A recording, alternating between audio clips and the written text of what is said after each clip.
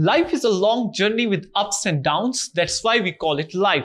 Everybody has some goals to achieve in his life and there is a proper way to achieve your goals in your life. उस वे में या उस रास्ते में कभी कभी बहुत सी मुश्किलात का सामना करना पड़ता है और उन मुश्किलात के साथ डिफरेंट किस्म की आसाइशें यानी आपकी डिजायर्स, आपकी विशेस आपको टेम्प्ट भी करती हैं कि आप अपने एक मखसूस रास्ते से हट जाएं. Your desires and your wishes are actually temptations. Some people in life indulge in fulfilling their desires and wishes.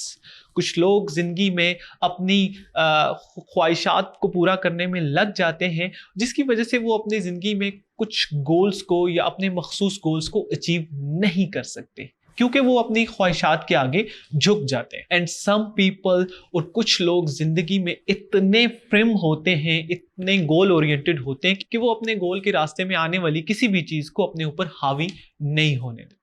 Student, my name is Sardar Hamza and today I am here and bring a wonderful poem with the same theme कि आपकी desires और wishes कैसे आपको tempt कर सकती हैं क्योंकि desires और विशेस कुछ इस तरह से जिंदगी में आती हैं कि वो आपको बहुत ज्यादा खूबसूरत भी लगती हैं और अट्रैक्टिव भी लगती हैं. अब तक आपको पता चल चुका होगा कि we are talking about the chapter number 8 stopping by woods on a snowy evening by Robert Frost.